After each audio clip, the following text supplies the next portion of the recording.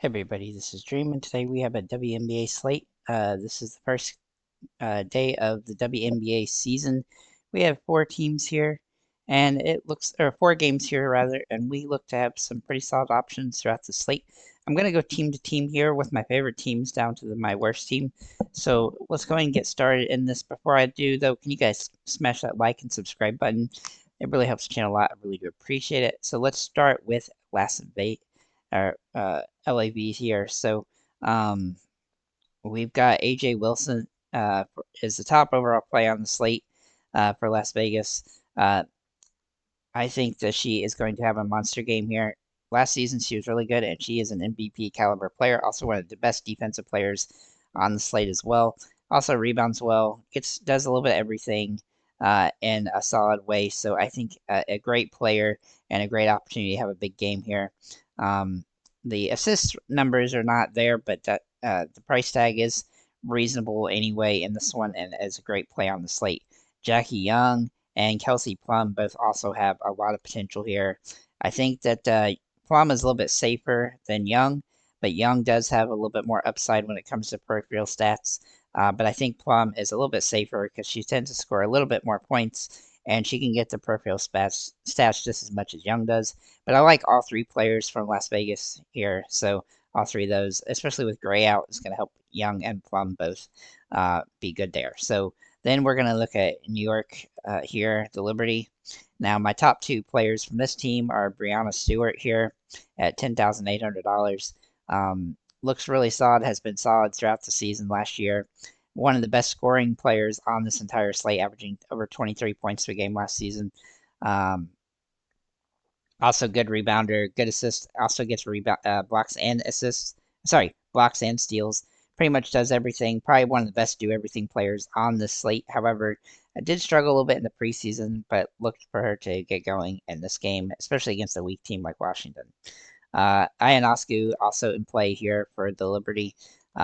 Does score pretty well and also does get assists and rebounds both. So I think she has some potential today. Though she's a little bit overpriced for this game, but I do think she's a viable option on the slate.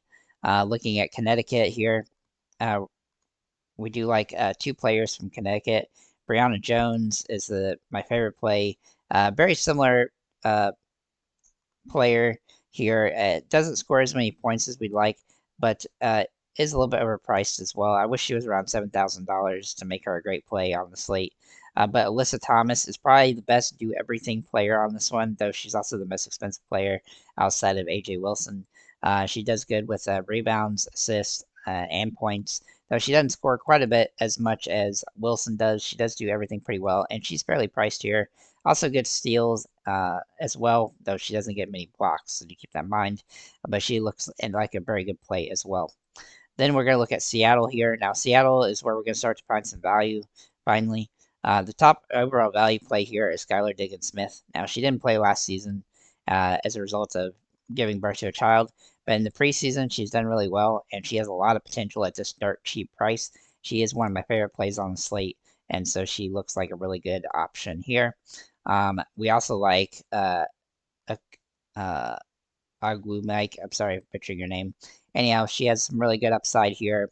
A good scorer, a good rebounder. Doesn't do a whole lot else but that. Does get some steals though. Not really a big blocker though.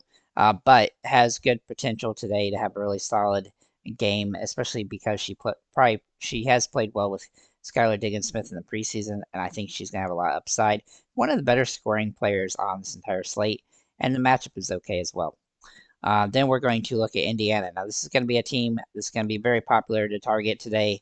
And one of the reasons is Caitlin Clark. She is a rookie, but this is her first game. Now, Connecticut does have a decently tough defensive team, but I think Caitlin Clark will definitely put in the rebounds and assists and stuff in this one. And so she does draw really good opportunity. She's also underpriced based on what I think she'll probably do. I don't know if she's going to be a big scorer, but we'll have to wait and see on that. Depends on if they double team her a lot. But I think it's going to be trouble for Connecticut to have to choose who they're going to let do well for Indiana. So I look for Clark to be one of the top options. I also like Katie Samuelson here if she draws a start at least, but it looks like she will for Indiana. She has also missed last season due to having a baby, and she looks back ready to go here. She was pretty solid the year before when she played, averaging over 10 points almost in 29 minutes. I expect her to play good here and have some opportunity, especially with Clark taking a lot of the pressure off of other players on the team. And that also means that I like Alea Boston here as well. Boston is used to being the top player on her team, but with Clark there, she's going to get uh, a little bit of an easier go, and she's been an absolutely phenomenal player, averaging 14 points, 8 rebounds, and a bunch of peripheral stats to boot. So looks like a really solid play.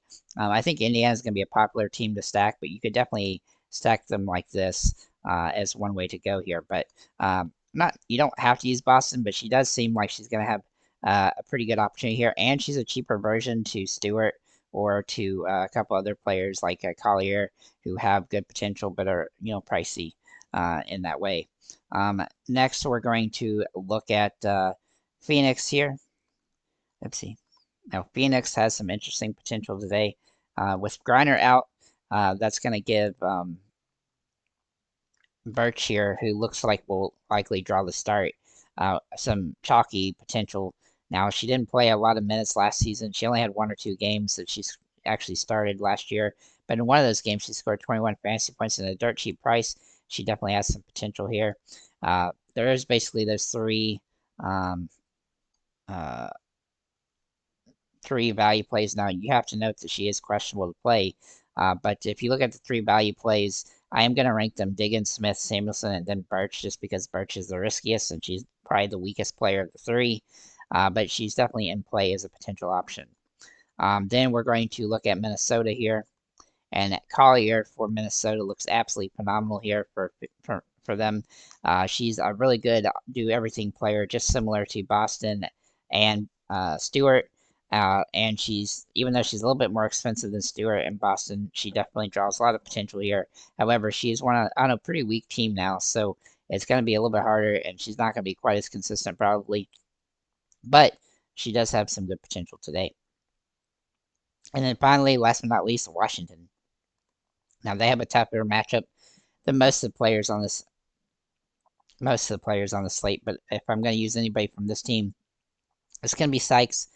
She does a little bit of everything, and that's definitely nice. She doesn't score as good as Collier does, and I do think she's a little bit overpriced, but she has some potential today. So she's definitely somebody to kind of be a contrarian play on this one. So with that said, guys, thank you for liking, commenting, subscribing. Let me actually run through so basically what I look at from a fantasy perspective here is the teams. I think Las Vegas is the best team, followed by the Liberty and Connecticut and Seattle, and then Indiana. And then Phoenix, Minnesota, and Washington is worst teams.